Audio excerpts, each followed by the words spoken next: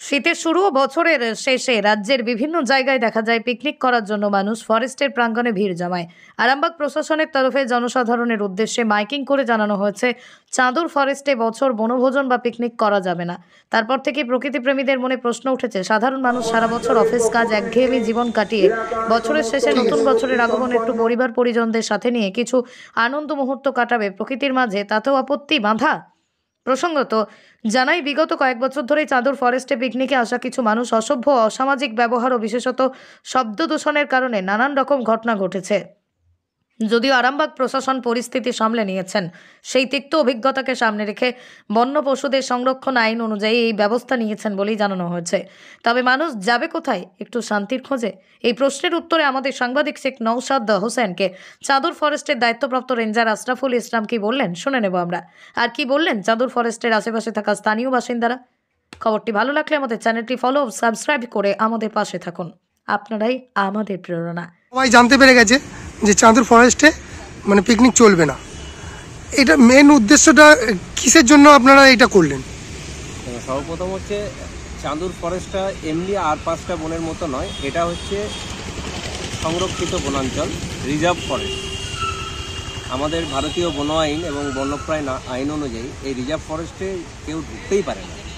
কিন্তু যেহেতু আমাদের শহর সংলগ্ন এলাকা, লোকাল এরিয়া, আশেপাশে অনেক বসতি আছে, মানুষ অনেক সময় যায়, বেড়াতে যায়, ঘুরতে যায়, ঠিক আছে। কিন্তু বিষয় হচ্ছে যে আমরা যেহেতু এটা আরামবাগ মিউনিসিপ্যালিটি, আরামবাগ টাউনের একমাত্র প্রাণকেন্দ্র, একমাত্র ফুসফুস, তাহলে যতটা এখানের পরিবেশ দূষণ হয় তার ম্যাক্সিমামটাই কিন্তু এই চাঁদুর বন টেনে নেয় আমাদেরকে ভালো রাখার জন্য। সুতরাং আমাদেরও এটা দায়িত্ব কর্তব্যের মধ্যে পড়ে যে এই জঙ্গলটাকে বাঁচিয়ে রাখা, টিকিয়ে রাখা, সুস্থ রাখা।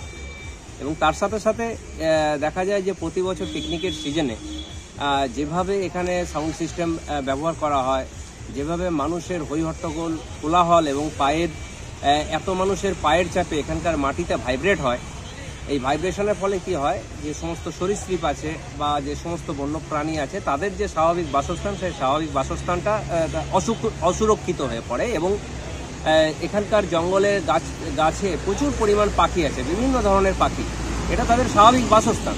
কিন্তু আমরা মানুষ কি করছি, এদের স্বাভাবিক বাসস্থানগুলোকে বিনষ্ট করছি, এদের অসুরক্ষিত অবস্থায় আমরা ফেলে দিচ্ছি। এই কারণে এই আরামবাগের ফুসফুসকে ভালো রাখার জন্য এখানকার যারা ওয়াইল্ড লাইফ আছে যে সমস্ত, তাদেরকে তাদের স্বাভাবিক বাসস্থান ফিরিয়ে দেওয়ার জন্য আমরা এই সিদ্ধান্ত নিয়েছি।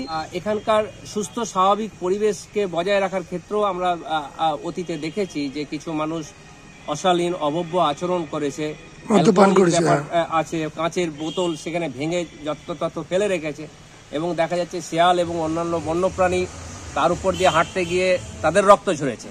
এই সমস্ত ভাবনাগুলো থেকে আমরা সিদ্ধান্ত নিয়েছি চাঁদুর রিজার্ভ ফরেস্ট সরকারি নিয়ম অনুযায়ী যেমন থাকে সেরকম থাকবে, এখানকার বন্যপ্রাণী, এখানকার জীবনকে ফিরিয়ে দেওয়ার জন্য আমরা সিদ্ধান্ত নিয়েছি। তাহলে মানুষ যাবে কোথায় যদি একটু পিকনিক করতে হয়? তাহলে কি অন্য কোনো ব্যবস্থা করেছেন? এটার জন্যই মানুষের কথা ভেবে, যারা প্রকৃতি প্রেমী, যারা পরিবেশ প্রেমী, তাদেরকে নিরাশ না করে আমরা যেমন চাঁদুর ফরেস্টের ক্ষেত্রে রেস্ট্রিকশনটা করেছি, কিন্তু অন্যান্য যে জায়গাগুলো আছে যেমন পারাদ্রা আছে, বাবলা আছে, ভাদুর আছে, রাঙামাটি আছে, এই সমস্ত জায়গার জঙ্গলে আমরা নির্দিষ্ট কিছু শর্ত সাপেক্ষে তাদেরকে পিকনিক করার অনুমোদন দেব। প্রথম শর্ত হচ্ছে ওই যে একটা, প্রথম হচ্ছে সাউন্ড সিস্টেম কোনোভাবে অ্যালাউ হবে না, কোনো রকম জঙ্গলের নিজস্ব আওয়াজ ছাড়া অন্য কিছু শোনা যাবে না, এক।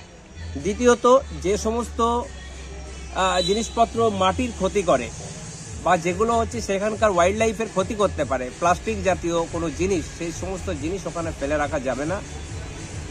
এবং পিকনিকের শেষে তাদের যা কিছু বর্জ্য সেখানে থাকবে, যা কিছু অবশিষ্ট পড়ে থাকবে, সেগুলোকে সমস্ত গুটিয়ে ওই জঙ্গলকে পরিষ্কার পরিচ্ছন্ন করে তার যে স্বাভাবিক রূপ, সেই স্বাভাবিক রূপ ফিরিয়ে দিয়ে সমস্ত কিছু তুলে নিয়ে যেতে হবে, যাতে করে তারা চলে যাওয়ার পর সেখানকার বন্যপ্রাণী ওগুলোতে আকৃষ্ট হয়ে সেগুলো খেয়ে যাতে অসুস্থ হয়ে না পড়ে। এরকম নেশা জাতীয় দ্রব্য তারা সেখানে ব্যবহার করতে পারবে না। এই শর্তগুলো যদি কেউ মানতে পারে, তাহলে চাঁদুর বাদ দিয়ে বাকি যে আমাদের জঙ্গলগুলো আছে, তারা যদি আমাদের কাছে লিখিতভাবে আবেদন করে, তাহলে আমরা তাদেরকে অনুমতি দেবো সেই সমস্ত জায়গায় পিকনিক করার।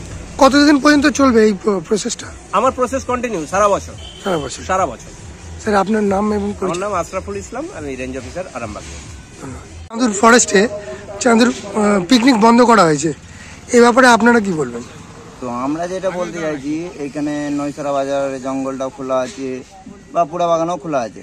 তো আমাদের আপাতত শুধু বন্ধ হয়েছে ফরেস্টে কোনো অ্যালাউ নেই, পুরো শূন্য, মানে কেউ ঢুকতে পারবে না, কোনো ফিস্টি করতে পারবে না। তো আমাদের কাছে একটু অনুরোধ আছে, সব জায়গায় যেহেতু চালু হয়েছে, আগে যে নিয়মটা ছিল যে বক্স ঢুকবে না, এগুলো টোটালি বন্ধ করে দেয়, কিন্তু আমাদের এখানটাও কিছু কমন চালানো হোক, আমাদের কাছে এটা অনুরোধ।